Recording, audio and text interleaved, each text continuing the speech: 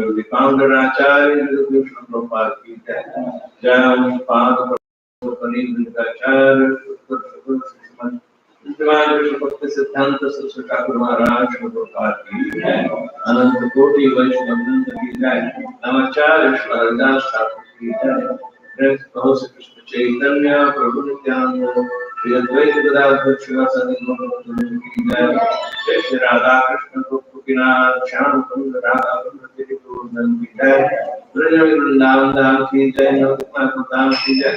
जगन्नाथ धाम की जय, गंगा माई की जय, यमुना माई की जय, देवी की जय, तुलसी महारानी की जय, की जय, जय गौर प्रेमानंदे, ओम वरिष्ठ श्रीमती गौरी, ओम वरिष्ठ श्रीमती गौरी, ओम वरिष्ठ श्रीमती गौरी।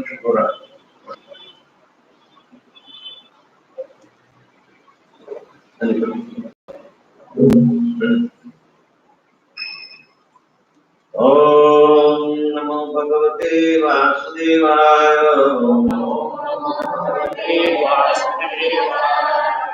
ओम नमो भगवते वासुदेवाय।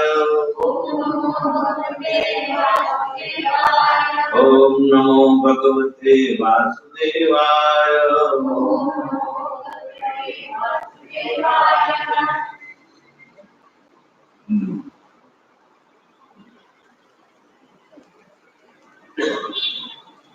आज हम श्रीमद् भागवतम भगवद गीता के प्रारूप का अध्याय 5वां है, श्लोक संख्या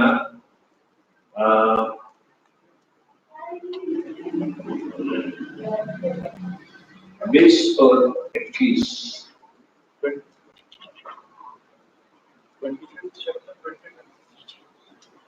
2021। हरे कृष्ण। ಇವತ್ತು ನಾವು ಭಗವದ್ಗೀತೆಯ ಅಧ್ಯಾಯ 5ನೇ ಅಧ್ಯಾಯದ 20 ಮತ್ತು 21ನೇ ಶ್ಲೋಕಗಳನ್ನು ನೋಡೋಣ। ये कर्मयोग जिसका नाम है कृष्ण भावना भावित कर्म।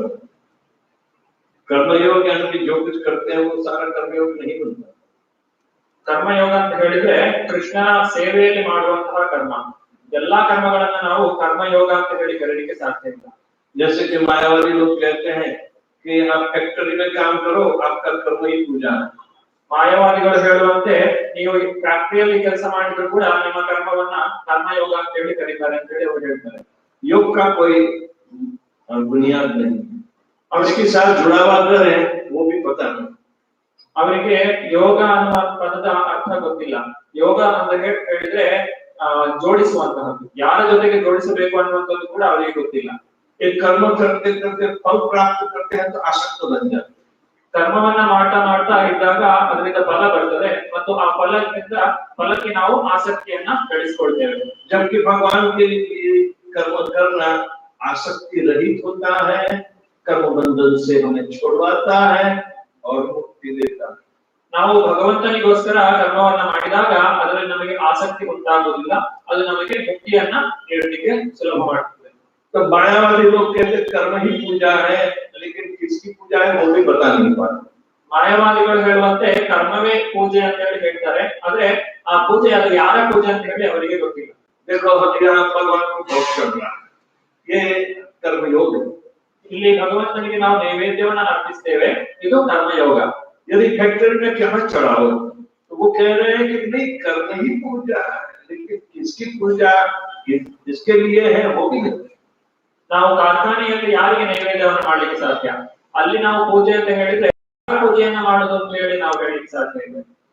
आप फैक्ट्री में क्या करते हो या कहीं और उसका मालिक होता है, मालिक समझता है कि वो मेरे लिए पूजा करता है। आप ಒಂದು ಕಾರ್ಖಾನೆಗೆ ಒಬ್ಬ ಮಾಲೀಕ ಇರ್ತಾನೆ, ಆ ಮಾಲೀಕನು ಆ ಜನರು ಯಾವಾಗ ಪೂಜೆಯನ್ನು ಮಾಡ್ತಾರೋ ಅದು ತನಗೋಸ್ಕರ ಮಾಡ್ತಾ ಇದ್ದಾರೆ ಅಂತ ಹೇಳಿ ತಿಳ್ಕೊಳ್ತಾರೆ। तो ये जो शब्द है कर्मयोग भगवान के साथ जुड़ा हुआ करना, यानी कि कृष्ण भावित कर्म करना।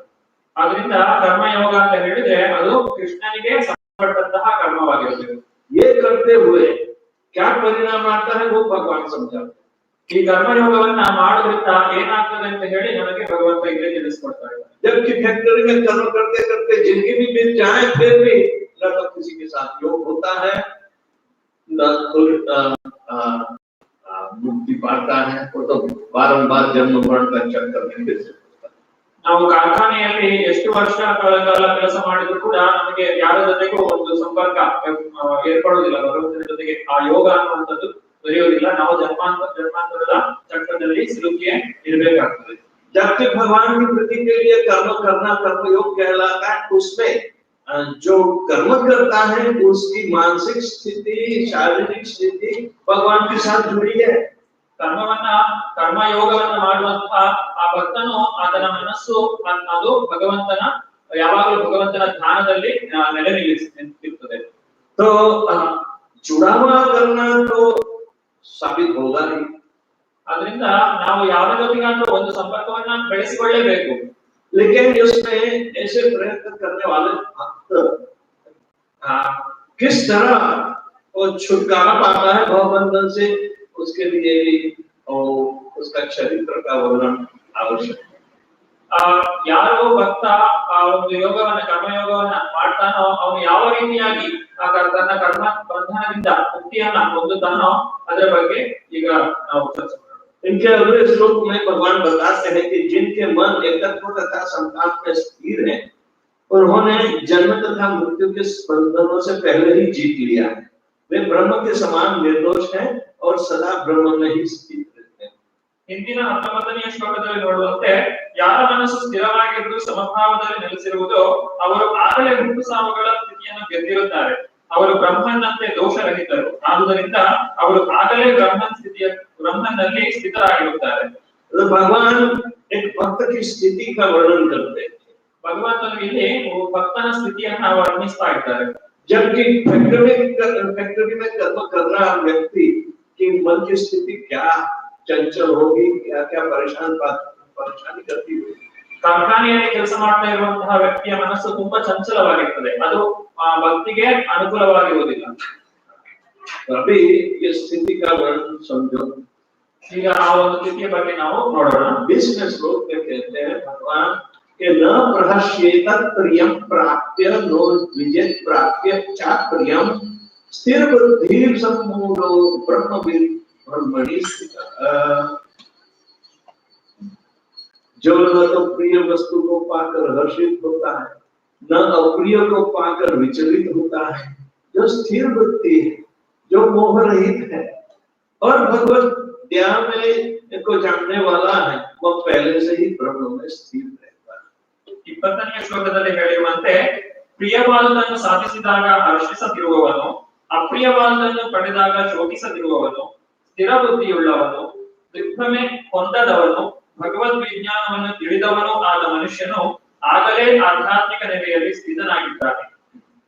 प्रभुपाद जी तात्पर्य में कहते हैं कि यहाँ पर स्वरूप सिद्ध व्यक्ति के लक्षण दिए गए हैं। पहला लक्षण यह है कि उसमें शरीर और आत्म तत्वों के तादात्म्य का भ्रम नहीं रहता, वह भली भांति जानता है कि मैं ये शरीर नहीं हूँ अपितु भगवान का एक अंश हूँ। अतः कुछ प्राप्त होने पर न तो उसे प्रसन्नता होती है और न शरीर की कुछ हानि होने पर शोक होता है। मन की यह स्थिरता स्थिर बुद्धि या आत्मबुद्धि कहलाती है। अतः वह न तो स्थूल शरीर को आत्मा मानने की भूल करके मोहग्रस्त होता है और न तो शरीर का स्थायी मानकर आत्मा के अस्तित्व को ठुकराता है।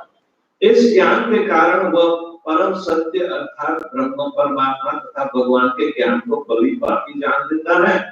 इस प्रकार वह अपने स्वरूप को जानता है और परब्रह्म से हर बात में तदाकार होने की कभी व्यक्ति नहीं करता।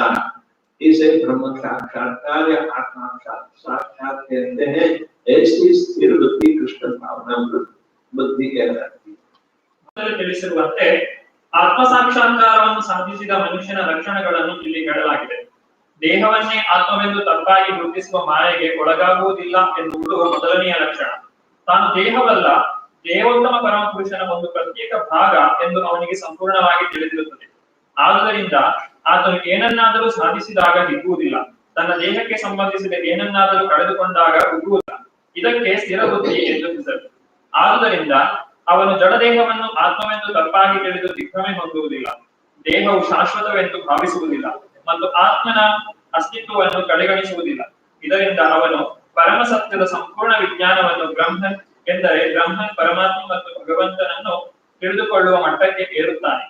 ಆತನು ಪರಮ ಸತ್ಯದೊಂದಿಗೆ ಎಲ್ಲಾ ರೀತಿಗಳಲ್ಲೂ ಒಂದಾಗಿಸುವ ಹುಸಿ ಪ್ರಯತ್ನವನ್ನು ಮಾಡದೆ ತನ್ನ ನಿಜ ಸ್ವರೂಪವನ್ನು ತಿಳಿದಿರುತ್ತಾನೆ. ಇದಕ್ಕೆ ಬ್ರಹ್ಮನ್ ಸಾಕ್ಷಾತ್ಕಾರ ಅಥವಾ ಆತ್ಮ ಸಾಕ್ಷಾತ್ಕಾರ ಎಂದು ಹೆಸರು. ಇಂತಹ ಸ್ಥಿರ ಪ್ರಜ್ಞೆಯನ್ನು ಕೃಷ್ಣ ಪ್ರಜ್ಞೆ ಎಂದು ಕರೆಯುತ್ತಾರೆ.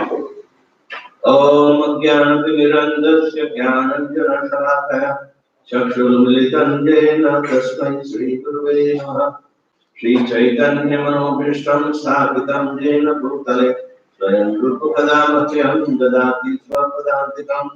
ವಂದೇಹಂ ಶ್ರೀ ಗುರು ಶ್ರೀಯುತಾಪದಕಮಲಂ ಶ್ರೀ ಗುರುಂ ವೈಷ್ಣವಾಂಶ್ಚ ಶ್ರೀ ರೂಪಂ ಸಾಗ್ರಜಾತಂ ಸಾಗಣ ರಘುನಾಥಾಂತಾಂ ತಂ ಸಜೀವಂ साद्वैतं सावधूतं परिजन सहितं कृष्ण चैतन्य देवं श्री राधा कृष्ण पादां सहगणा ललिता श्री शाखान्तांश्च हे कृष्ण करुणा सिन्धौ दीनबन्धो जगत्पते गोपेश गोपिका कान्त राधा कान्त नमस्ते।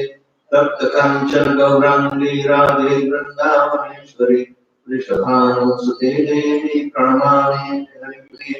वाञ्छाकल्पतरुभ्यश्च कृपा सिन्धुभ्यैव च पतितानां पावनेभ्यो वैष्णवेभ्यो नमो नमः। नमः ॐ विष्णुपादाय कृष्णपृष्ठाय भूतले श्रीमते भक्तिवेदान्त स्वामिनिति नामिने। नमस्ते सारस्वती देवे गौरवाणी प्रचारिणे निर्विशेष शून्यवादी पाश्चात्य देशतारिणे। जय श्री कृष्ण चैतन्य प्रभु नित्यानंद श्री अद्वैत गदाधर शिवासादि गौर भक्तवृंद। हरे कृष्णा कृष्णा कृष्णा हरे हरे, हरे राम राम राम हरे हरे। चलो हम एक प्रयोग करें।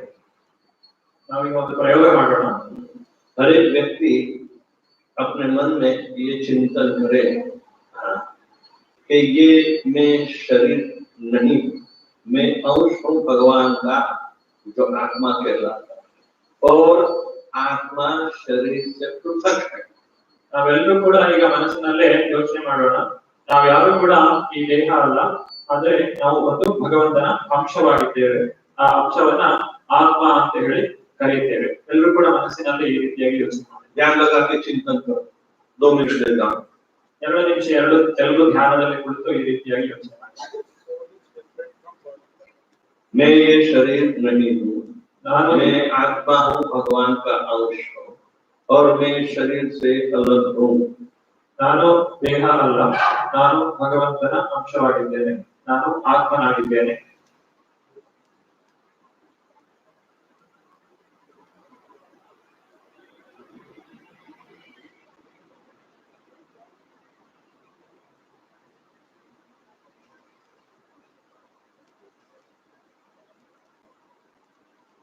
आत्मा को शरीर से अलग करने का प्रयत्न करो।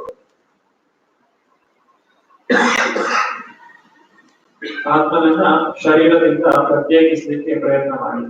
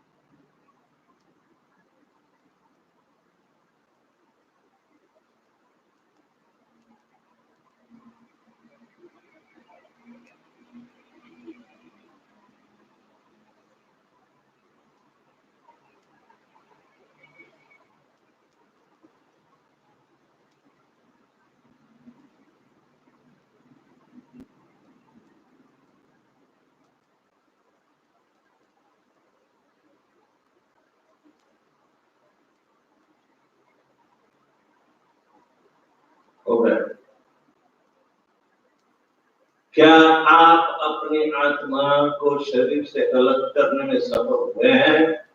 ನೀವು ನಿಮ್ಮ ದೇಹದಿಂದ ಆತ್ಮನನ್ನ ಪ್ರತ್ಯೇಕಿಸಲಿಕ್ಕೆ ಸಫಲರಾದ್ರ? ये मुश्किल ही आती है, ಅದು ಕಷ್ಟ ಆಯ್ತಾ? बहुत मुश्किल है।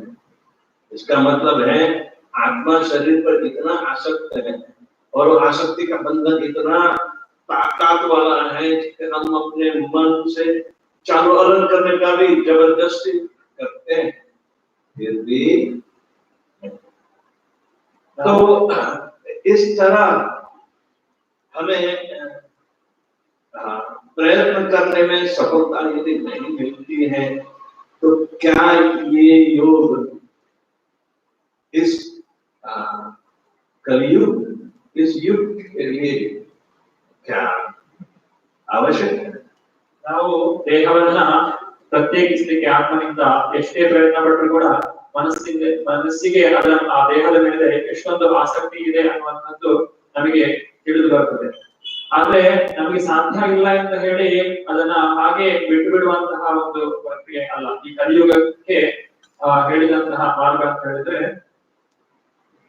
तो ये जो आसक्ति है हमारे शरीर के साथ चिपके रहे, हमारी आदत बन गई और हम लाख प्रयत्न करें ध्यान द्वारा अपने मन को मजबूत बनाकर भी खींच के बाहर नहीं निकाल सकते। ನಮಗೆ ಈ ದೇಹದಲ್ಲಿ ಮನಸ್ಸಿನ ಮೂಲಕ ನಾವು ಬಹಳಷ್ಟು ಆಸಕ್ತಿಯನ್ನ ದೇಹದ ಮೇಲೆ ಬೆಳೆಸಿಕೊಂಡಿರ್ತೇವೆ. ಅದರಿಂದ ನಾವು ಎಷ್ಟೇ ಕಷ್ಟಪಟ್ಟು ಧ್ಯಾನವಂತರಾಗಿ ಕುಳಿತು ಬಲವಂತವಾಗಿ ಈ ಒಂದು ದೇಹದಿಂದ ಹೊರಗೆ ಬರಲಿಕ್ಕೆ ಪ್ರಯತ್ನ ಪಟ್ಟರೆ ಅದು ಸಾಧ್ಯವಾಗುವುದಿಲ್ಲ. लेकिन ये जो आसक्ति है तो कर्म से पैदा हुई है। ಯಾಕಂದ್ರೆ ಈ ಒಂದು ಆಸಕ್ತಿ ಏನಿದೆ ಅದು ಕರ್ಮದ ಜೊತೆಗೆ ಸಂಬಂಧವನ್ನು ಹೊಂದಿದೆ. जो हमेशा हमें बंधन में डालती है और मृत्यु पर्यंत ये आसक्ति ही हमें दूसरा जन्म का कारण बनती है। ಈ ಆಸಕ್ತಿಯು ನಮಗೆ ಸಾಯುವ ತನಕ ನಮ್ಮನ್ನ ಬಿಡೋದಿಲ್ಲ, ಮತ್ತೆ ಅದು ನಮ್ಮ ಮುಂದಿನ ಜನ್ಮಕ್ಕೆ ಕೂಡ ಈ ಆಸಕ್ತಿಯೇ ನಮಗೆ ಕಾರಣವಾಗ್ತದೆ. ये आसक्ति ना समझ बनकर आई। ಈ ಆಸಕ್ತಿ ಅಂದ್ರೆ ನಮಗೆ ಅದು ಏನು ಅಂತ ಹೇಳಿ ನಮಗೆ ಗೊತ್ತಿಲ್ಲ.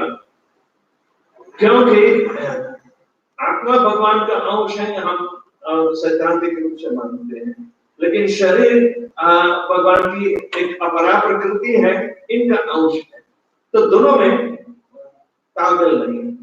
ಯಾಕಂದ್ರೆ ಈ ಒಂದು ಆತ್ಮ ಏನಿದೆ ಅದು ಭಗವಂತನ ನೇರವಾದ ಒಂದು ಅಂಶವಾಗಿದೆ. ಇದನ್ನು ನಾವು ಸಿದ್ಧಾಂತದ ಮೂಲಕ ತಿಳಿದುಕೊಳ್ಳಬಹುದು. ಮತ್ತು ಶರೀರ ಅಂತ ಹೇಳಿದ್ರೆ ಅದು ಭಗವಂತನದೇ ಒಂದು ಶಕ್ತಿಯಾದಂತಹ ಈ ಭೌತ ಪ್ರಕೃತಿಯ ಒಂದು ಅಂಶವಾಗಿದೆ. ಆದ್ರೆ ಆ ಎರಡರ ನಡುವೆ ಒಂದು ಸರಿಯಾದ ಸಂಬಂಧ ಏರ್ಪಡುವುದಿಲ್ಲ. आत्मा भगवान की परा प्रकृति का अंश है, ये त्रिगुणात्मक शरीर भगवान की अपरा प्रकृति का कमजोर प्रकृति का अंश। ಈ ಒಂದು ಆತ್ಮ ಅದು ಭಗವಂತನ ಪರಾ ಪ್ರಕೃತಿಗೆ ಸಂಬಂಧಿಸಿದೆ ಮತ್ತು ಈ ತ್ರಿಗುಣಾತ್ಮಕವಾದಂತಹ ಭೌತಿಕ ಶರೀರ ಇದು ಭಗವಂತನ ಅಪರಾ ಪ್ರಕೃತಿಗೆ ಸಂಬಂಧಪಟ್ಟದ್ದಾಗಿದೆ. ये आत्मा इतनी उच्च शक्ति वाला होते हुए भी परा प्रकृति के बंधन में क्यों फंसा? ಈ ಒಂದು ಆತ್ಮನು ಬಹಳಷ್ಟು ಶಕ್ತಿಶಾಲಿಯಾಗಿದ್ರೂ ಕೂಡ ಈ ಒಂದು ಭೌತಿಕ ಪ್ರಪಂಚದ ಅಪರಾ ಪ್ರಕೃತಿಯ ಅಡಿಯಲ್ಲಿ ಬಂಧನಕ್ಕೆ ಹೇಗೆ ಸಿಲುಕಿಕೊಂಡಿದೆ?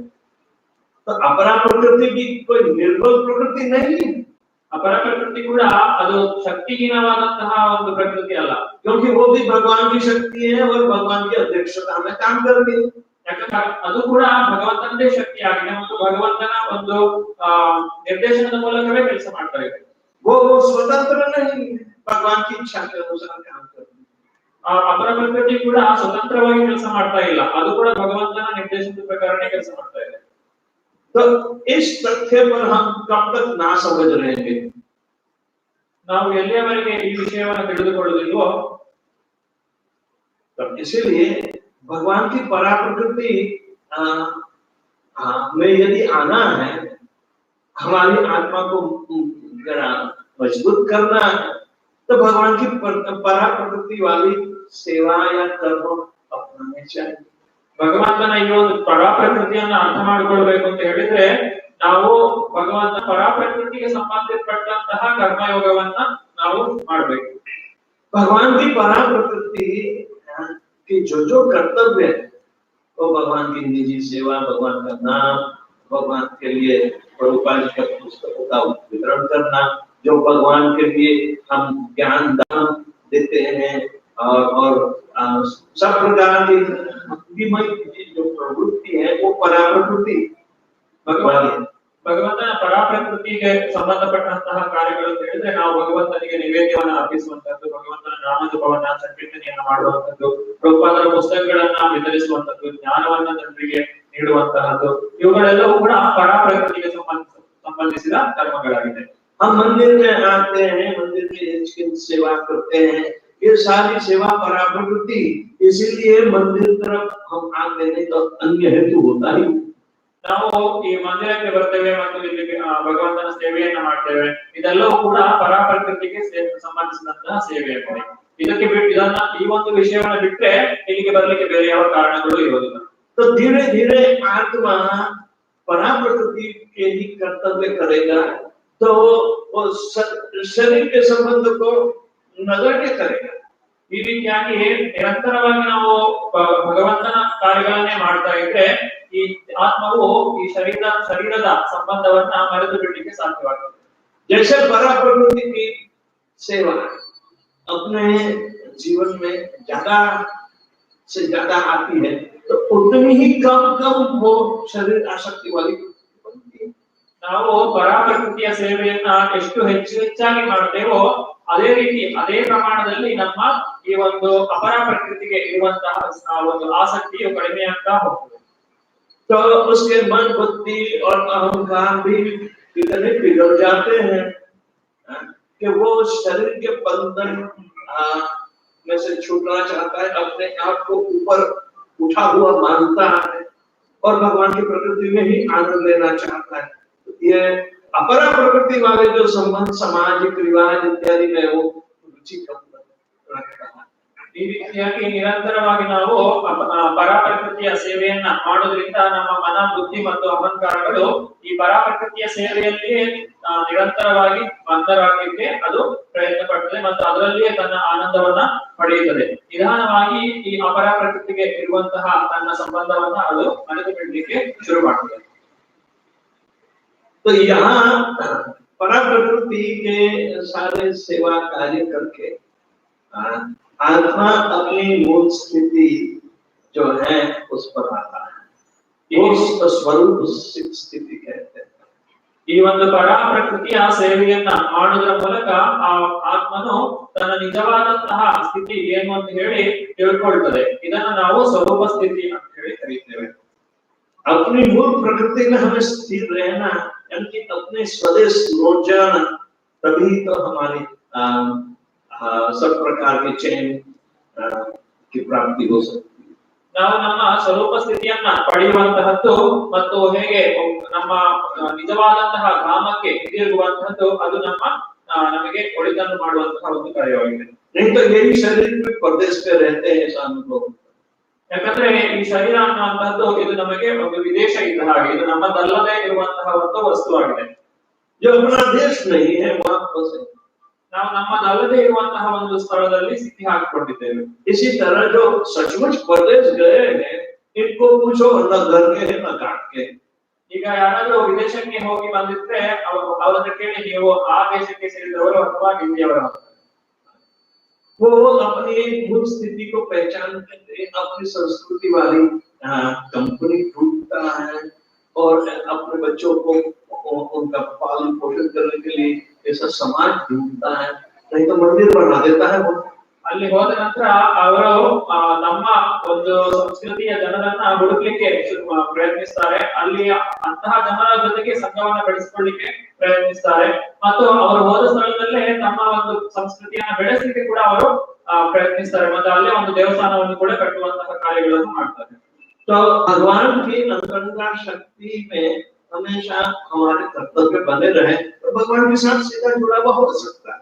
ನಾವು ಭಗವಂತನ ಅಂತರಂಗ ಶಕ್ತಿಯನ್ನ ತಿಳಿದುಕೊಳ್ಳೋದ್ರಿಂದ ಆ ಭಗವಂತನ ಜೊತೆಗೆ ನಮ್ಮ ಸಂಬಂಧವನ್ನು ಬೆಳೆಸಿಕೊಳ್ಳಲಿಕ್ಕೆ ಸಾಧ್ಯ ಇದೆ.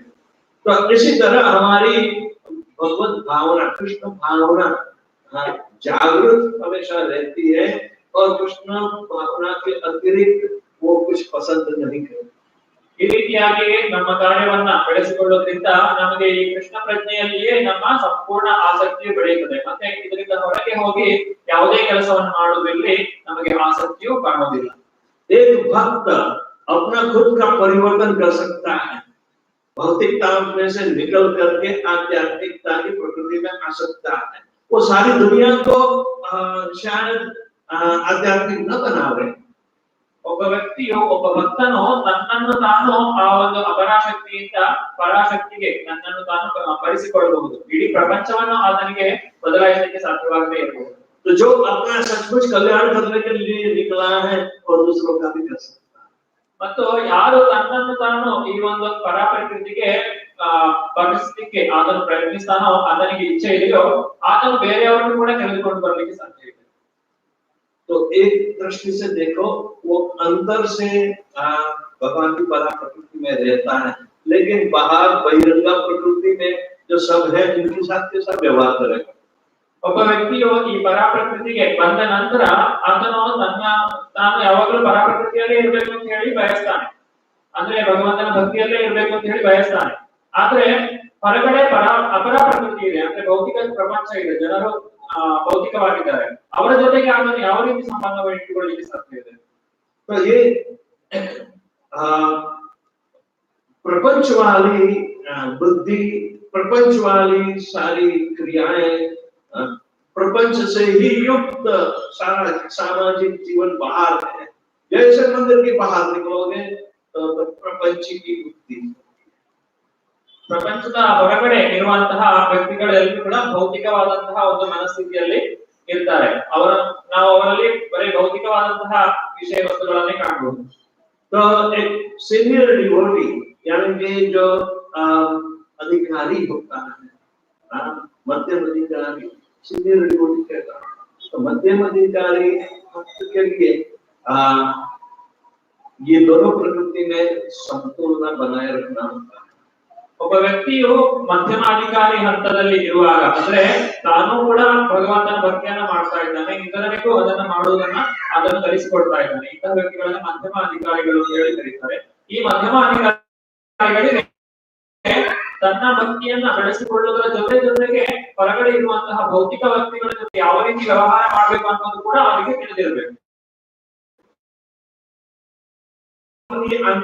आगे बढ़ाने का प्रयत्न करता है और उसका व्यवहार बहिरंग प्रकृति में कैसा होना है ये भगवान बता देते हैं। ಇಲ್ಲಿ ಭಗವಂತನು ಭಗವದ್ಗೀತೆಯಲ್ಲಿ ಅಂತಹ ಒಬ್ಬ ವ್ಯಕ್ತಿ ಯಾರು ಭಕ್ತಿಯನ್ನ ಮಾಡ್ತಾ ಇದ್ದಾರೋ ತನ್ನ ಸ್ವಂತ ಉದ್ಧಾರಕ್ಕಾಗಿ ಅವರು ಹೊರಗಿನ ಪ್ರಪಂಚದ ಜೊತೆಗೆ ಯಾವ ರೀತಿಯಾಗಿ ವ್ಯವಹಾರ ಮಾಡಬೇಕು ಅನ್ನುವಂಥದ್ದನ್ನು ಇಲ್ಲಿ ಭಗವಂತ ಭಗವದ್ಗೀತೆಯಲ್ಲಿ ಹೇಳ್ತಾ ಇದ್ದಾರೆ. अब कहते हैं कि जो न तो प्रिय वस्तु को पाकर हर्षित होता है और न अप्रिय को पाकर विचलित होता है। जो स्थिर बुद्धि है, जो मोह रहित है और जो भगवत विद्या को जानने वाला है और पहले से ही ब्रह्म में स्थित रहता है। ಈ ರೀತಿಯಾಗಿ ಭಗವಂತನು ಇಲ್ಲಿ ಹೇಳೋದು, ಪ್ರಿಯವಾದನ್ನು ಸಾಧಿಸಿದಾಗ ಹರ್ಷಿಸದೇ ಇರುವವನು, ಅಪ್ರಿಯವಾದನ್ನು ಪಡೆದಾಗ ಶೋಕಿಸದೇ ಇರುವವನು, ಸ್ಥಿರ ಬುದ್ಧಿಯ ಉಳ್ಳವನು, ದಿಗ್ಭ್ರಮೆ ಹೊಂದದವನು, ಭಗವದ್ ವಿಜ್ಞಾನವನ್ನು ತಿಳಿದವನು ಆದ ಮನುಷ್ಯನು ಆಗಲೇ ಆಧ್ಯಾತ್ಮಿಕ ನೆಲೆಯಲ್ಲಿ ಸ್ಥಿತನಾಗಿದ್ದಾನೆ. तो जो भगवान की भक्ति में नियमित रूप से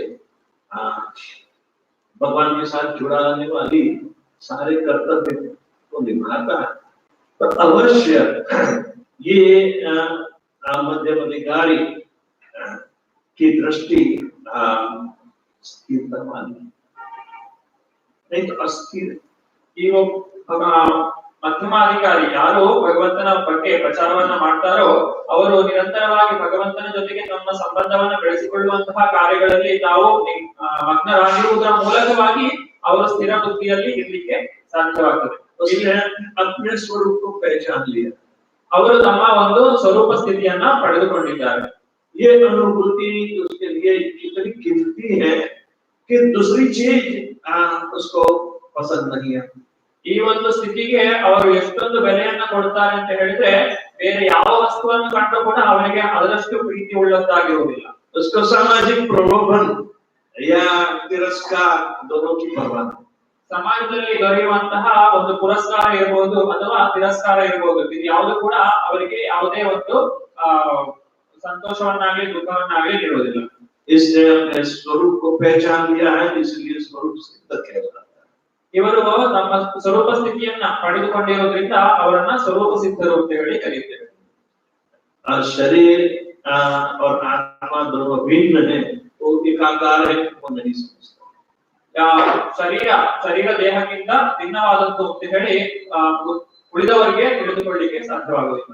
वो हमेशा आत्मा हो, भगवान का अंश हो, भगवान की सेवा के लिए निर्मित हो, मन आगे आगे बढ़कर सेवारत रहता है. ಇಂತಹ ಭಕ್ತರು ತಾನು ಶರೀರವಲ್ಲ, ತಾನು ಆಗಿದ್ದೇನೆ, ಭಗವಂತನ ಒಂದು ಅಂಶವಾಗಿದ್ದೇನೆ ಅನ್ನುವಂಥದ್ದನ್ನ ತಿಳಿದು ಆ ಭಗವಂತನ ಸೇವೆಯಲ್ಲಿಯೇ ತಮ್ಮ ಆನಂದವನ್ನ ಪಡೆಯುತ್ತಾರೆ. जैसे भक्ति के कार्य हमेशा उसके मन को स्थिर रखता है, नहीं तो मन बहुत चंचल है. ಈ ಒಂದು ಭಗವಂತನ ಭಕ್ತಿ ಕಾರ್ಯವೇ ಅವರನ್ನ ಆ ಒಂದು ಸ್ಥಿರವಾದಂತಹ ಸ್ಥಿತಿಯಲ್ಲಿ ಇಟ್ಕೊಳ್ಳಿಕ್ಕೆ ಸಾಧ್ಯವಾಗಿಸುತ್ತದೆ. भक्ति में हमें यही सीखना है, ಇದನ್ನೇ ನಾವು ಭಕ್ತಿಯಲ್ಲಿ ಕಲಿಯಬೇಕಾಗುತ್ತದೆ. और इसके आधार पर हम अपनी प्रगति कर रहे हैं कि नहीं वो देखना. ಈ ರೀತಿಯಾಗಿ ನಾವು ಭಗವಂತನ ಸೇವೆಯನ್ನು ಮಾಡ್ತಾ ನಮ್ಮ ಭಕ್ತಿಯ ಜೀವನದಲ್ಲಿ ಪ್ರಗತಿಯನ್ನು ಸಾಧಿಸುತ್ತೇವಾ ಇಲ್ಲವಾ ಅನ್ನುವಂಥದ್ದನ್ನ ನಾವು ಪರೀಕ್ಷೆ ಮಾಡಿ ನೋಡ್ಬೇಕಾಗ್ತದೆ. वो परब्रह्म का अंश है, परब्रह्म में तादाकार नहीं करना चाहता है, क्योंकि एक भौतिकवादी अपने आत्मा को भौतिक शरीर से तादाकार समझते हैं, और एक मायावादी अपनी आत्मा को जानकर भगवान में तादाकार समझता है, और दोनों गलत है. ಒಬ್ಬ ಭೌತಿಕವಾದಿಯು ತನ್ನ ಒಂದು ಆತ್ಮನನ್ನ ತನ್ನ ಒಂದು ದೇಹವೇ ಆತ್ಮ ಅಂತ ಹೇಳಿ ತಿಳ್ಕೊಂಡಿರ್ತಾನೆ, ಆತನು ಕೂಡ ಸರಿಯಲ್ಲ. ಅದೇ ಒಬ್ಬ ಮಾಯವಾದಿ ತನ್ನ ಆತ್ಮವನ್ನ ಭಗವಂತನ ಜೊತೆಗೆ ಸೇರಿಸಲಿಕ್ಕೆ ನೋಡ್ತಾನೆ, ನಾನು ಮತ್ತು ಭಗವಂತನ ನಡುವೆ ವ್ಯತ್ಯಾಸ ಇಲ್ಲ ಅಂತ ಹೇಳಿ ತಿಳ್ಕೊಳ್ತಾನೆ. ಇಬ್ರು ಕೂಡ ತಪ್ಪಾಗಿ ತಿಳಿದುಕೊಂಡಿದ್ದಾರೆ. भगवान का वफादार भक्त जो होता है, ये दोनों भ्रमणा से मुक्त होता है. ಈ ಎರಡು ದಿಗ್ಭ್ರಮೆಯಿಂದಲೂ ಕೂಡ ಮುಕ್ತನಾಗಿರುವಂತಹವನು ಆತನು ಭಕ್ತನಾಗಿದ್ದಾನೆ. और वो हमेशा कैसे सुखी रहता है, उसकी बात अद्वैत श्लोक में करते हैं. ಇಂತಹ ವ್ಯಕ್ತಿಯು ಯಾವಾಗಲೂ ಸುಖವಾಗಿರುವುದು ಹೇಗೆ ಅಂತ ಹೇಳಿ ಮುಂದಿನ ಶ್ಲೋಕದಲ್ಲಿ ಹೇಳಿದ್ದಾರೆ. बाह्य स्पर्शेश्वर सक्तात्मा विन्दत्यात्मनि यत् सुखम सब्रह्म योग युक्तात्मा सुखम अक्षय मस्तुते. ऐसा मुक्त पुरुष भौतिक सुख इंद्रिय सुख की ओर आकृष्ट नहीं होता, अपितु सदैव समाधि में रहकर अपने अंतर में आनंद का अनुभव करता है. इस प्रकार सिद्ध स्वरूप व्यक्ति परब्रह्म में एकाग्र चित्त होने के कारण असीम सुख भोगता है. ಹೀಗೆ ಮುಕ್ತನಾದ ಮನುಷ್ಯನಿಗೆ ಐಹಿಕ ಇಂದ್ರಿಯ ಸುಖದ ಆಕರ್ಷಣೆ ಇಲ್ಲ. ಅವನು ಯಾವಾಗಲೂ ಆಂತರ್ಯದಲ್ಲಿ ಸುಖವನ್ನು ಅನುಭವಿಸುತ್ತಾ ಸಮಾಧಿ ಸ್ಥಿತಿಯಲ್ಲಿರುತ್ತಾನೆ. ಈ ರೀತಿಯಲ್ಲಿ ಆತ್ಮ ಸಾಕ್ಷಾತ್ಕಾರ ಪಡೆದ ಮನುಷ್ಯನು ಪರಮ ಸತ್ಯದಲ್ಲಿ ಮಗ್ನನಾಗಿರುವುದರಿಂದ ಅಮಿತಾನಂದವನ್ನು ಸವಿಯುತ್ತಾನೆ. प्रभुपाद जी बताते हैं कि जो स्थिर बुद्धि आत्मा की परमात्मा की सेवा में लगाने के कारण आती है, वो स्थिर बुद्धि वाला ही कृष्ण भावना भावित कहता है. जो अस्थिर बुद्धि वाला है वो कृष्ण भावना भावित नहीं है. ಈ ಒಂದು ಕೃಷ್ಣ ಪ್ರಜ್ಞೆಯಲ್ಲಿ ಯಾರು ಇದ್ದಾರೆ ಅಂತ ಹೇಳಿ ಹೇಳುವುದಾದ್ರೆ ಪ್ರಭುಪಾದರು ಹೇಳ್ತಾರೆ, ಯಾರು ತಮ್ಮ ಒಂದು ಕಾರ್ಯದ ಮೂಲಕ ಭಗವಂತನ ನಿತ್ಯ ಸೇವೆಯನ್ನ ಮಾಡ್ತಾರೆ ಮತ್ತು ತಮ್ಮ ಸ್ಥಿರ ಬುದ್ಧಿಯನ್ನ ಹೊಂದಿರ್ತಾರೋ ಅವರು ಮಾತ್ರ ಕೃಷ್ಣ ಪ್ರಜ್ಞೆಯಲ್ಲಿ ಇದ್ದಾರೆ, ಉಳಿದವರು ಕೃಷ್ಣ ಪ್ರಜ್ಞೆಯಲ್ಲಿ ಇರಲಿಕ್ಕೆ ಸಾಧ್ಯ ಇಲ್ಲ ಅಂತ ಹೇಳಿ ಪ್ರಭುಪಾದರು ಹೇಳ್ತಾರೆ. तो इसलिए ये समझना आवश्यक है कि यदि हमारे कृष्ण भावनामृत के प्रयोग जो यहाँ हो रहे हैं इनका, और यदि हमारी बुद्धि भ्रमित हो जाती है या कुछ गलत कदम उठाते हैं, तो समझना ये कृष्ण भावनामृत की जो स्थिर बुद्धि नहीं है, कृष्ण भावना भावित तक चली जाती. ನಾವು ಇಲ್ಲಿ ಭಗವಂತನ ಭಕ್ತಿಯನ್ನ ಮಾಡುವಾಗ ನಾವು ದಿಗ್ಭ್ರಮೆಯಾದ್ರೆ, ನಮಗೆ ಬುದ್ಧಿಯಲ್ಲಿ ದಿಗ್ಭ್ರಮೆ ಉಂಟಾದ್ರೆ ಅಥವಾ ನಾವು ಸ್ಥಿರ ಬುದ್ಧಿಯಲ್ಲಿ ಇಲ್ಲ ಅನ್ನುವಂಥದ್ದು ನಮಗೆ ಗೊತ್ತಾದ್ರೆ ನಾವೇನ್ ತಿಳ್ಕೊಳ್ಬೇಕು ಅಂತ ಹೇಳಿದ್ರೆ ನಾವು ಸರಿಯಾದಂತಹ ದಾರಿಯಲ್ಲಿ ನಡೀತಾ ಇಲ್ಲ, ನಮ್ಮ ಒಂದು ಕಾರ್ಯ ಭಗವಂತನ ಸೇವಾಮುಖವಾಗಿ ನಡೀತಾ ಇಲ್ಲ ಅಂತ ಹೇಳಿ ತಿಳ್ಕೊಳ್ಬೇಕು. भगवान कहते हैं कि ऐसे भक्त के सामने करोड़ों भक्त बहुत आएंगे, फिर भी विचलित नहीं होगा. ಇಲ್ಲಿ ಪ್ರಭುಪಾದರು ಹೇಳ್ತಾರೆ, ಭಗವಂತ ಈ ಭಕ್ತನ ಮುಂದೆ ಎಷ್ಟೇ ಪ್ರಲೋಭನೆಗಳು ಆತನಿಗೆ ಮನಸ್ಸಿಗೆ ಆಕರ್ಷಕವಾಗುವಂತಹ ಎಷ್ಟೇ ವಸ್ತುಗಳು ಬಂದರೂ ಕೂಡ ಅವನು ಅದರಿಂದ ವಿಚಲಿತನಾಗೋದಿಲ್ಲ. ये क्यों विचलित नहीं होता? क्योंकि वो अपने अंतरात्मा में ही इतना आनंद प्राप्त करता है कि दूसरे आनंद को तुच्छ समझता है। ಯಾಕಂದ್ರೆ ಆ ಭಕ್ತನು ಭಗವಂತನ ಸೇವೆಯಲ್ಲಿಯೇ ತನ್ನ ಒಂದು ಆನಂದವನ್ನ ಪಡೆಯುತ್ತಾ ಇರ್ತಾನೆ. ಆ ಆನಂದ ಎಷ್ಟರ ಮಟ್ಟಿಗೆ ಇರ್ತದೆ ಅಂತ ಹೇಳಿದ್ರೆ, ಭೌತಿಕವಾದಂತಹ ಯಾವುದೇ ಒಂದು ಸಂತೋಷದ ವಿಷಯವೂ ಆಗಿರಲಿ ಅದು ಆತನಿಗೆ ನಿಕೃಷ್ಟವಾಗಿ ಕಾಣ್ತದೆ. ये अक्षय आनंद, जिसका क्षय ही नहीं होगा, अक्षय आनंद।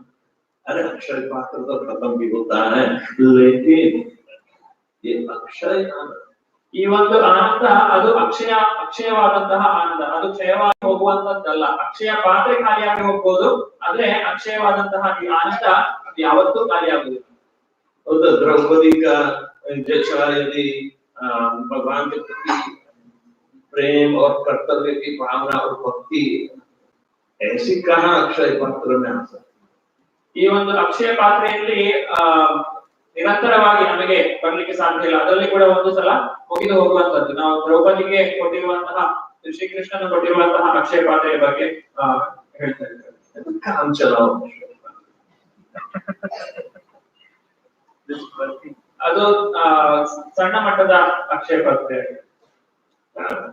जब अक्षय मस्त होते, अक्षय सुखम, वो अक्षय पात्र में ಈ ಅಕ್ಷಯವಾದಂತಹ ಸುಖ ಅದು ನಮಗೆ ಅಕ್ಷಯ ಪಾತ್ರೆಯಲ್ಲಿ ದೊರೆಯುವುದಿಲ್ಲ. प्रभुपाद जी बताते हैं, कृष्ण भावनामृत के महान भक्त श्री यमुनाचार्य ने कहा है कि यद विधि मम चेत कृष्ण पदारविंदे नव नव रसधान्य उद्यतम रंतुमासे तद विधि पतनारी संग में स्मर्यमाने भवति मुखा विकार सुष्ठु निष्ठिवनश्च। जब से मैं कृष्ण की दिव्य प्रेमा भक्ति में लगकर उनमें नित्य नवीन आनंद का अनुभव करने लगा, तब से जब भी काम सुख के बारे में सोचता हूँ तो इस विचार पर ही थूकता हूँ और मेरे होठ अरुचि से सिमट जाते हैं। ब्रह्मयोगी अथवा कृष्ण भावना भावित व्यक्ति भगवान की प्रेमा भक्ति में इतना अधिक लीन रहता है कि इंद्रिय सुख में उसकी तनिक भी रुचि नहीं रह जाती। भौतिकता की दृष्टि में काम सुख ही सर्वोपरि आनंद है। सारा संसार उसी के वशीभूत है और भौतिकवादी लोग तो इस प्रोत्साहन के बिना कोई कार्य ही नहीं कर सकते। किंतु कृष्ण भावना में व्यक्ति काम सुख के बिना ही उत्साह पूर्वक अपना कार्य करता रहता है। यही आत्म साक्षात्कार की कसौटी है। आत्म साक्षात्कार तथा काम सुख कभी साथ साथ नहीं चलते। कृष्ण भावना भावी व्यक्ति जीवन मुक्त होने के कारण किसी प्रकार के इंद्रिय सुख द्वारा आकर्षित नहीं होता। ಕೃಷ್ಣ ಪ್ರಜ್ಞೆಯುಳ್ಳ ಶ್ರೇಷ್ಠ ಭಕ್ತರಾದ ಶ್ರೀ ಯಮುನಾಚಾರ್ಯರು ಹೀಗೆ ಹೇಳಿದ್ದಾರೆ, ಯದವಧಿ ಮಮ ಚೇತ ಕೃಷ್ಣ ಪದಾರವಿದ್ದೆ ನವನವ ರಸಧಾಮನಿ ಉದ್ಯತಂ ಗಂತುಮಾಸಿ ತದವಧಿ ಪತನಾರಿ ಸಂಗಮೇ ಸ್ಮರ್ಯಮಾನೆ ಭವತಿ ಮುಖ ವಿಕಾರ ಸೃಷ್ಟು ನಿಷ್ಠೀವನಂಚ. ಕೃಷ್ಣನ ದಿವ್ಯ ಪ್ರೇಮ ಸೇವೆಯಲ್ಲಿ ನಿರತನಾಗಿ ಅವನಲ್ಲಿ ಹೊಸ ಹೊಸ ಸಂತೋಷವನ್ನು ಅನುಭವಿಸುತ್ತಿರುವಾಗಲಿಂದ ಕಾಮಸುಖದ ಬಗ್ಗೆ ಯೋಚಿಸಿದಾಗಲೆಲ್ಲ ಮುಖ ವಿಕಾರ ಮಾಡಿಕೊಂಡು ಹೇಸಿಗೆಯಿಂದ ಉಗಿದು ಬಿಡುತ್ತೇನೆ.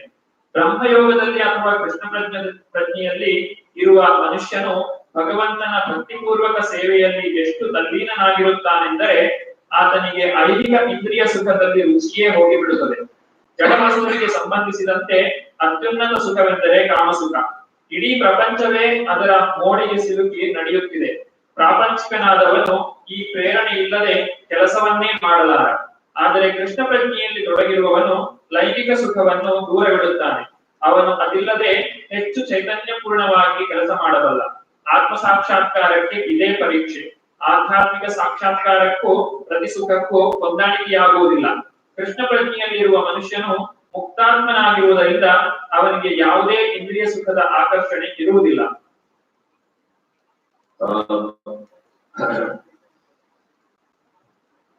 कृष्ण भावना भावित व्यक्ति के उदाहरण हमें शास्त्र में बहुत मिल रहे। प्रहलाद महाराज 5 साल का बच्चा, उसके काम सुख के बारे में क्या पता? अरे अगले जन्म में तो पता था। ಕೃಷ್ಣ ಪ್ರಜ್ಞೆಯಲ್ಲಿ ಇದ್ದಂತಹ ಭಕ್ತರ ಬಗ್ಗೆ ನಮಗೆ ಶಾಸ್ತ್ರದಲ್ಲಿ ಬಹಳಷ್ಟು ಉದಾಹರಣೆಗಳು ದೊರೆಯುತ್ತವೆ. ಅದರಲ್ಲಿ ಒಂದು ಅಂತ ಹೇಳಿದ್ರೆ ಪ್ರಹ್ಲಾದ ಮಹಾರಾಜ. ಅವರು ತಮ್ಮ 5ನೆಯ ವಯಸ್ಸಿನಲ್ಲಿಯೇ ಭಕ್ತಿ ಸೇವೆಯನ್ನ ಮಾಡಿದ್ದಾರೆ. ಆ ಒಂದು ವಯಸ್ಸಿನಲ್ಲಿ ಅವರಿಗೆ ಈ ಕಾಮಸುಖದ ಬಗ್ಗೆ ಏನೂ ಗೊತ್ತಿರಲಿಲ್ಲ.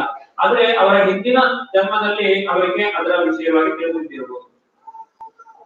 काम सुख के लिए जो मनुष्य हमेशा रत रहता है तो सुख के बजाय दुखी भोगता है। ಈ ಒಂದು ಕಾಮಸುಖವನ್ನ ಅನುಭವಿಸಬೇಕು ಅಂತ ಹೇಳಿ ಯಾರು ಪ್ರಯತ್ನ ಪಡ್ತಾ ಇರ್ತಾರೋ ಅವರು ನಿಜವಾಗಿ ಸುಖದ ಬದಲಾಗಿ ದುಃಖವನ್ನೇ ಅನುಭವಿಸ್ತಿರ್ತಾರೆ. लेकिन विचित्रता है कि वो समझता है दुख को ही सुख समझता है।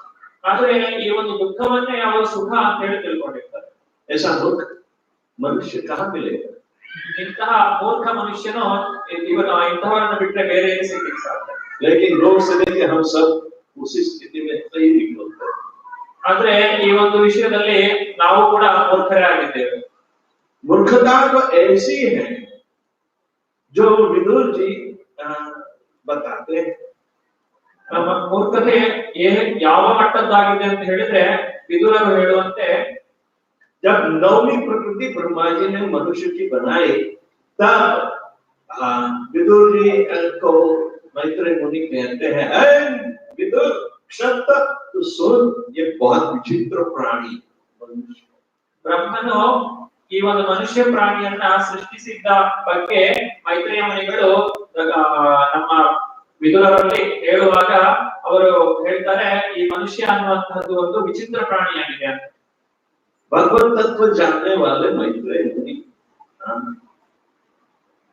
ये सारी प्रकृति जो बनी है, जो उद्देश्य के लिए भगवान ने बनाई है कि हमें कुछ मिले, तो इनकी शिक्षा भी हमें कुछ इस ज्ञान को प्राप्त कराने के लिए मनुष्य कैसा विचित्र है वो बताता है। ಮೈತ್ರೇಯ ಮುನಿಗಳು ಭಗವಂತನ ತತ್ವವನ್ನ ತಿಳಿದವರಾಗಿದ್ದಾರೆ. ಅವರು ಭಗವಂತನ ಸೃಷ್ಟಿಯ ಬಗ್ಗೆ ವಿದುರರಿಗೆ ಉಪದೇಶ ಮಾಡುವಾಗ ಈ ಒಂದು ಮನುಷ್ಯನ ವಿಷಯಗಳನ್ನ ಅಲ್ಲಿ ತಿಳಿಸಿದ್ದಾರೆ ಶ್ರೀಮದ್ ಭಾಗವತದಲ್ಲಿ. ಇದನ್ನ ಓದೋದ್ರಿಂದ ನಮಗೆ ಈ ಮನುಷ್ಯನ ಲಕ್ಷಣಗಳನ್ನ ತಿಳಿದುಕೊಳ್ಳಲಿಕ್ಕೆ ಸಾಧ್ಯ ಇದೆ. तो मैत्रेय मुनि कहते हैं, ए विदुर सुन, ये 9वीं प्रकृति है। सर्वप्रथम 8 प्रकार की प्रकृति तो पशुओं की होती है, उनके पेट धरती के समान समांतर होता है, लेकिन ये 9वां 2 टांग से खड़ा हुआ है ना, तो उसका पेट लटकने लगा। ನಾವು ಈ ಒಂದು 9ನೇ ಪ್ರಕೃತಿ, 8 ಪ್ರಕೃತಿ ಅಂತ ಹೇಳಿದ್ರೆ ಭಗವಂತನ ಸೃಷ್ಟಿಯಲ್ಲಿ ಪ್ರಾಣಿಗಳು ಮತ್ತು ಅದಕ್ಕಿಂತ ಕೆಳಗಿನಂತಹ ಜೀವಿಗಳು ಸೃಷ್ಟಿಯಾಯಿತು. 9ನೇದಾಗಿ ಆದರೂ ಮನುಷ್ಯನನ್ನ ಸೃಷ್ಟಿ ಮಾಡಿದ್ದಾರೆ. ಪ್ರಾಣಿಗಳಲ್ಲಿ ಹೊಟ್ಟೆಯು ಅದು ನೆಲಕ್ಕೆ ಸಮಾನಾಂತರವಾಗಿರ್ತದೆ, ಆದ್ರೆ ಮನುಷ್ಯರು 2 ಕಾಲಿನಲ್ಲಿ ನಿಂತಿರ್ತಾರೆ ಮತ್ತು ಅವರ ಹೊಟ್ಟೆಯು ನೇರವಾಗಿರ್ತದೆ.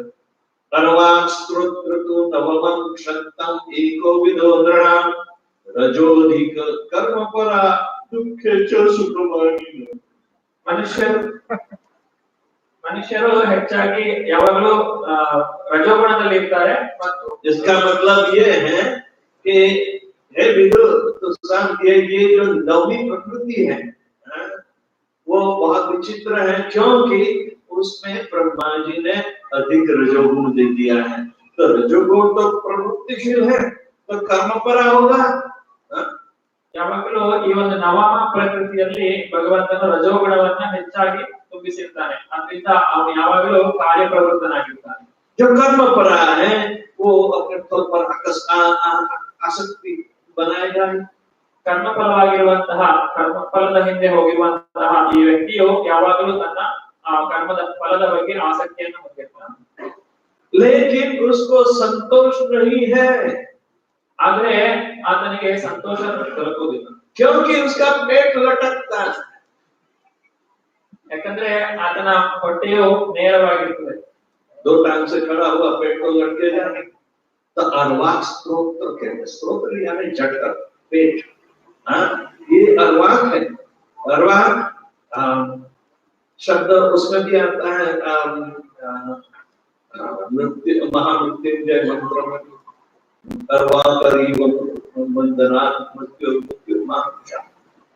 तो उसमें अर्वाक शब्द है, वो खीरा आता है ककड़ी, उसके लिए वो बिल्कुल लटकती है और ऐसी लटकती है, वो सीधी नहीं रहती, लटकती रहती है। इवन तो ककड़ी खीरा जो होता है ना, वो पेट का और उसके बेली पर कैसे लटकता है, ऐसा ये पेट है अर्वाक स्तोत्र।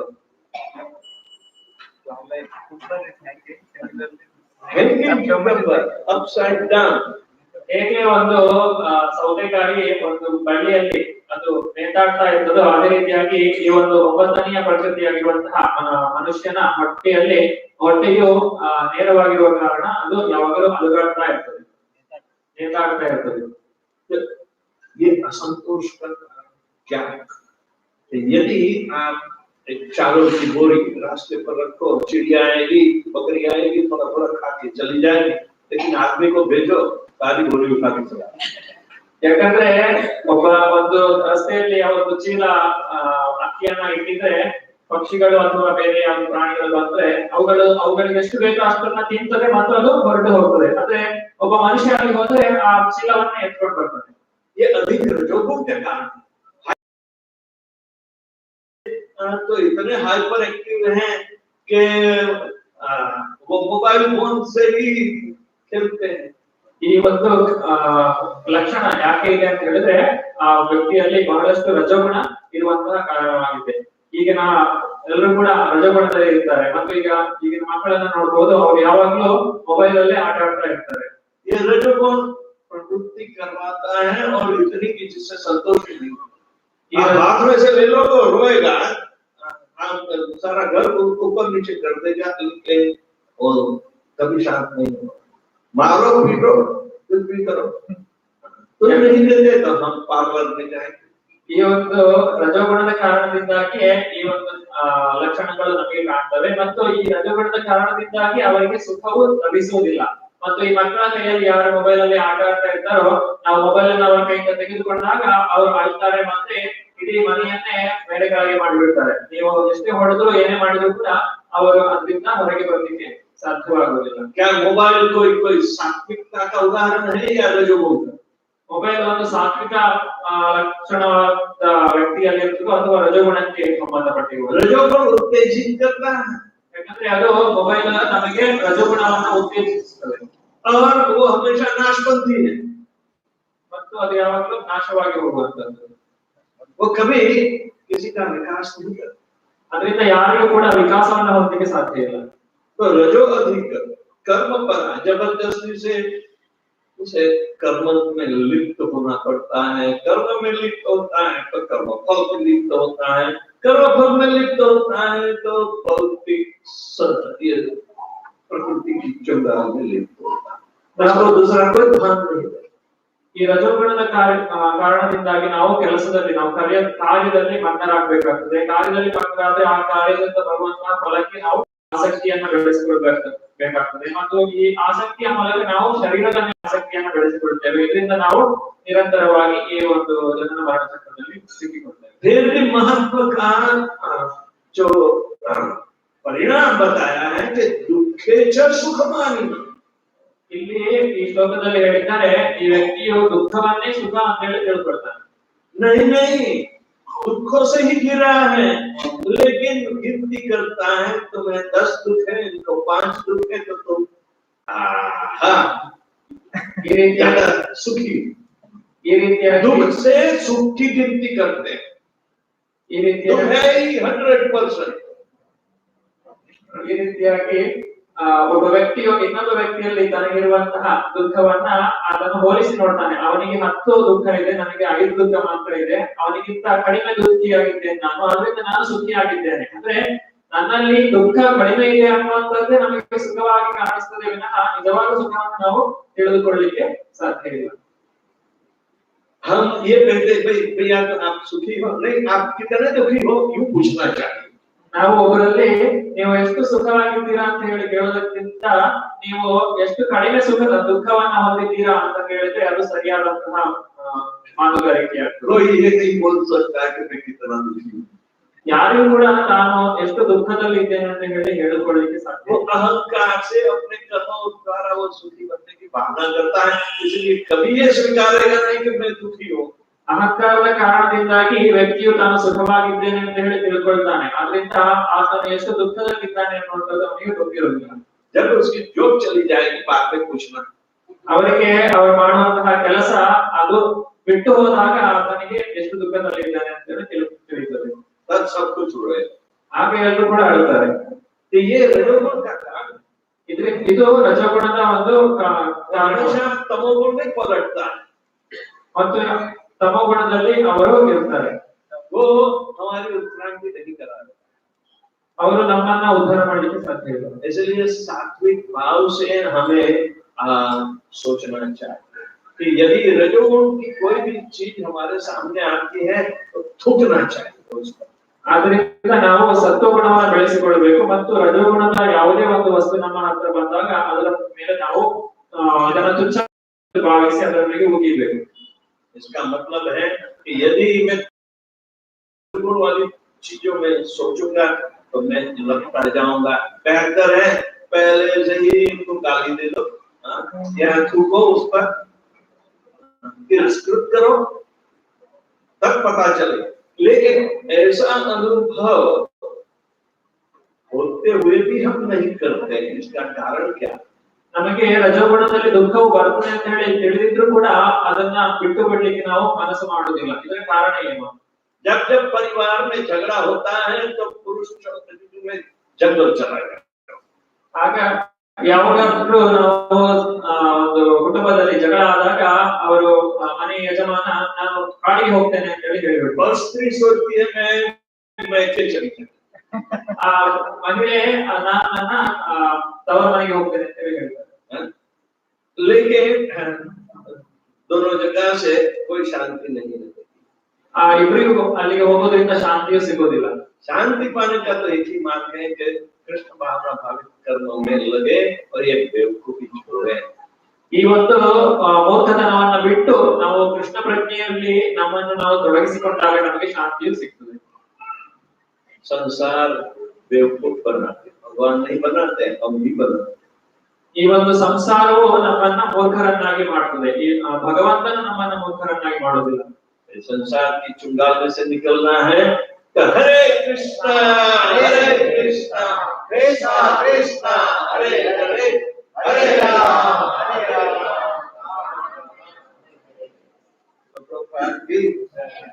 किसी को कोई प्रश्न है? ಯಾರಿಗಾದ್ರೂ ಏನಾದರೂ ಪ್ರಶ್ನೆ ಇದ್ರೆ ಕೇಳಬಹುದು।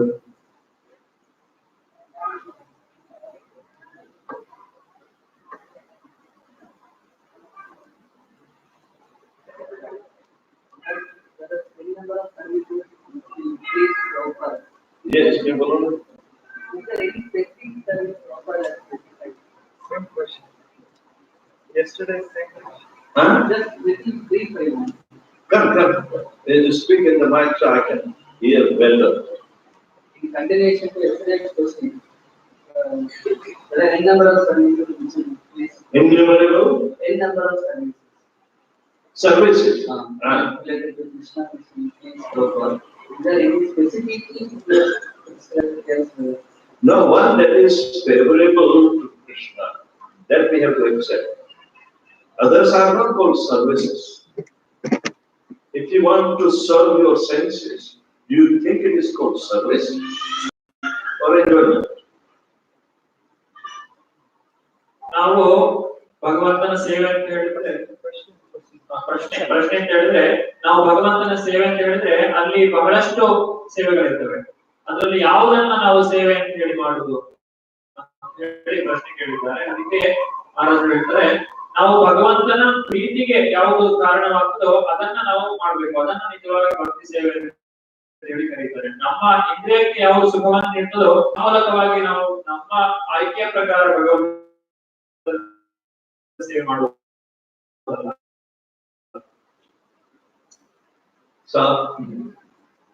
Anukulyena Krishnanusevana Bhaktiruttama. You have to become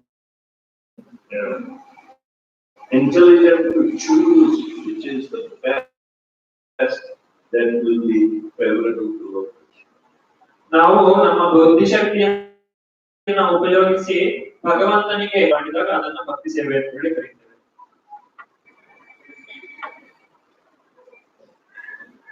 प्रभु जी एक बार सेवा का मौका दीजिए। क्या है कि मैं ये बेच रहा हूँ, खरीदो। ये कोई सेवा है क्या? पर फिर भी वो सेवा मानी जाती है। वैश्य लोग क्या कहेंगे? हम भी सेवा करते हैं। गांधी जी ने क्या कहा? Customer is my God, so I respect him even before God. ನಮಗೆ ನಾವು ಪುಸ್ತಕ ವಿತರಣೆಗೆ ಹೋದಾಗ ಯಾರ ಹತ್ರ ಹೋಗಿ ಕೇಳ್ತೇವೆ, ನಾನು ಇದನ್ನು ನಿಮಗೆ ಕೊಡ್ತಾ ಇದ್ದೇನೆ, ದಯವಿಟ್ಟು ಇದನ್ನು ಖರೀದಿಸಿ ಅಂತ ಹೇಳಿ.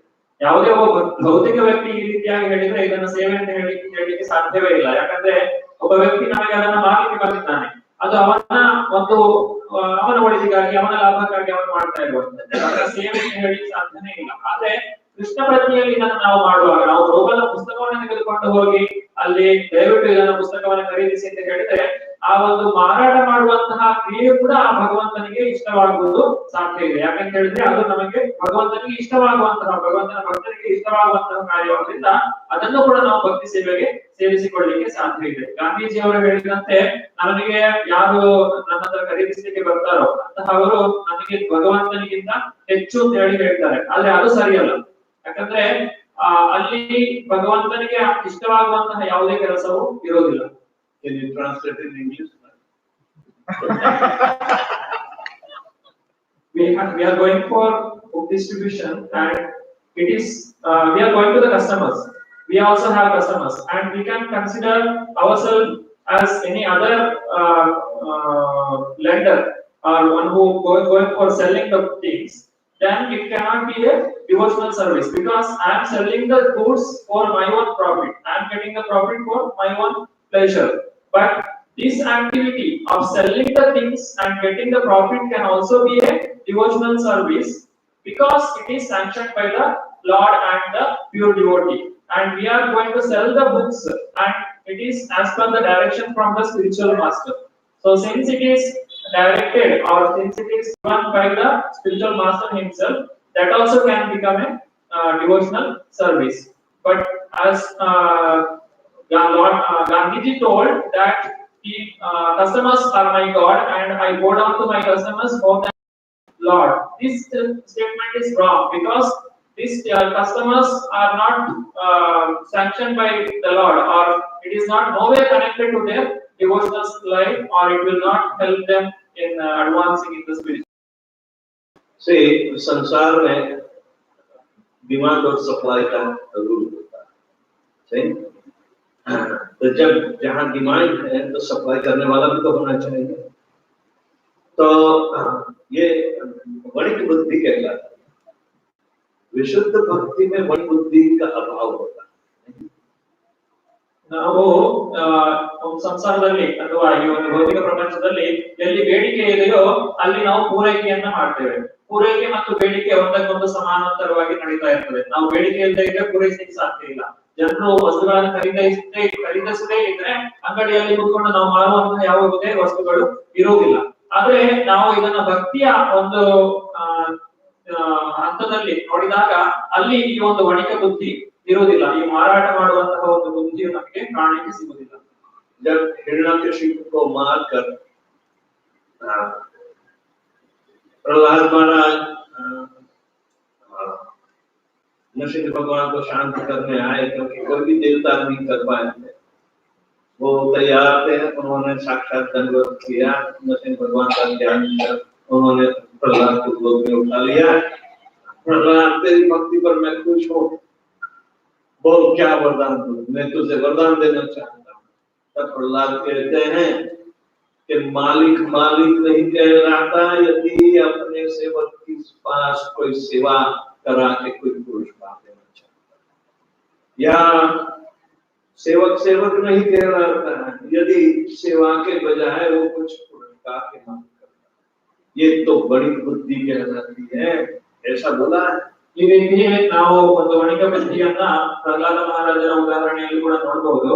ಹಿರಣ್ಯಕಶಿಪುವನ್ನ ವಧಿಸಿದ ನಂತರ ನರಸಿಂಹದೇವರು ಅವರನ್ನ ಶಾಂತಪಡಿಸಲಿಕ್ಕೋಸ್ಕರ ಯಾವುದೇ ದೇವತೆಗಳಿಗೂ ಕೂಡ ಸಾಧ್ಯವಾಗುವುದಿಲ್ಲ.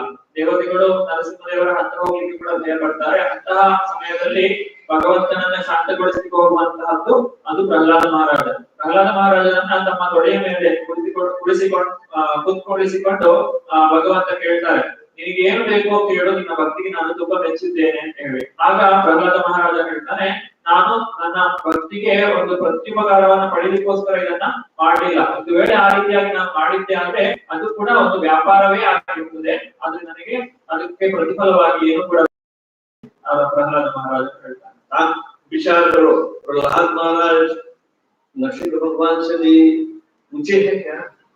प्रहलाद महाराज नरसिंह देवर हत्र ಏನನ್ನಾದರೂ ಕೇಳಿದ್ದಾರಾ?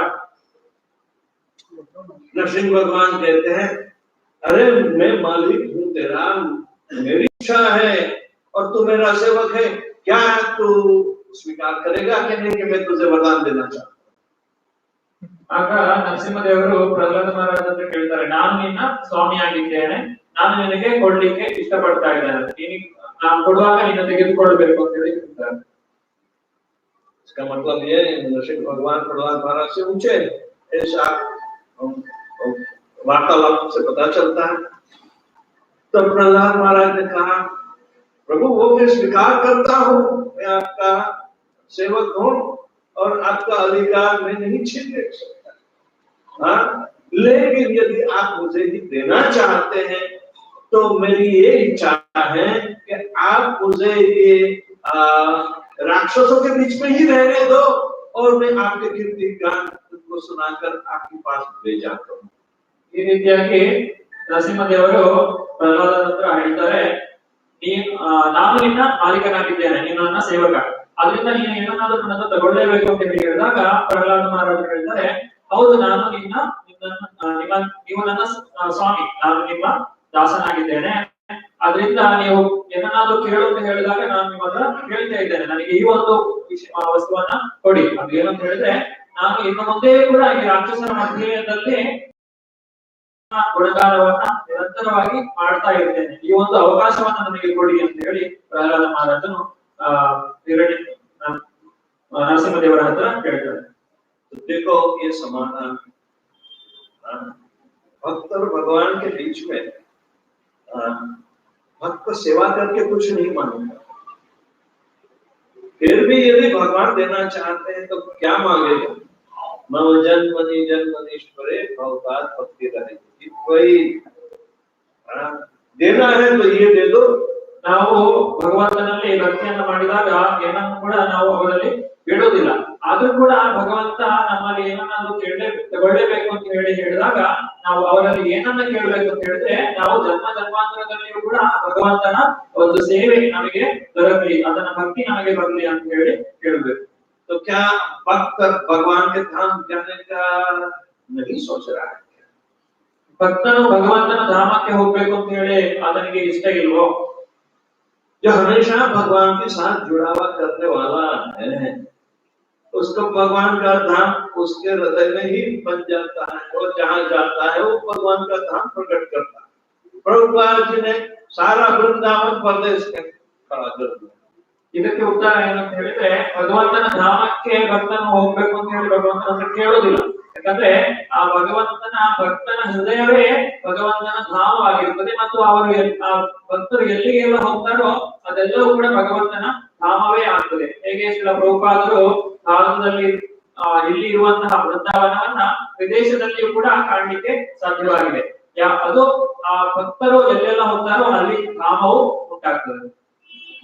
इस तरह भगवान और भगवान के भक्त दोनों के बीच एक अटूट संबंध है, और आदर्श हमेशा करते रहना चाहिए, और जगत के कल्याण के लिए वो भक्ति सिखाएं। ಈ ರೀತಿಯಾಗಿ ಭಗವಂತ ಮತ್ತು ಭಕ್ತರ ನಡುವೆ ಒಂದು ಮುರಿಯಲಾಗದಂತಹ ಸಂಬಂಧ ಇದೆ, ಇದನ್ನ ನಾವು ನಿರಂತರವಾಗಿ ಬೆಳೆಸಿಕೊಳ್ತಾ ಹೋಗ್ತೀವಿ. वही व्यक्ति बंधन से छूटा है और सबसे बड़ा आनंद जो ब्रह्म सुख कहलाता है वो पाता है। ಇಂತಹ ವ್ಯಕ್ತಿಯು ಭಗವಂತನ ಭಕ್ತಿಯಲ್ಲಿ ಇರ್ತಾನೆ ಮತ್ತು ಭಗವಂತನ ಆ ನಿರಂತರವಾದ ಆನಂದವನ್ನ ಸವಿತಾನೆ। तो ये भगवान का वचन है और हमें ये स्थिति लानी है। हम शरीर में ऐसे जकड़े हैं तो ये जकड़ता भी भगवान के नाम द्वारा हमें तोड़ाती है और मुक्ति कराएगी। ಇದನ್ನ ಭಗವಂತನೇ ಸ್ವತಃ ಹೇಳಿದ್ದಾನೆ। ನಾವು ಈ ಭೌತಿಕ ಪ್ರಪಂಚದಲ್ಲಿ ಬಂಧಿತರಾಗಿದ್ದೇವೆ ಮತ್ತು ಭಗವಂತನ ನಾಮದ ಮೂಲಕವೇ ಇಲ್ಲಿಂದ ಬಿಡುಗಡೆಯನ್ನ ಹೊಂದಲಿಕ್ಕೆ ಸಾಧ್ಯ ಇದೆ। जय प्रभुपाद की जय।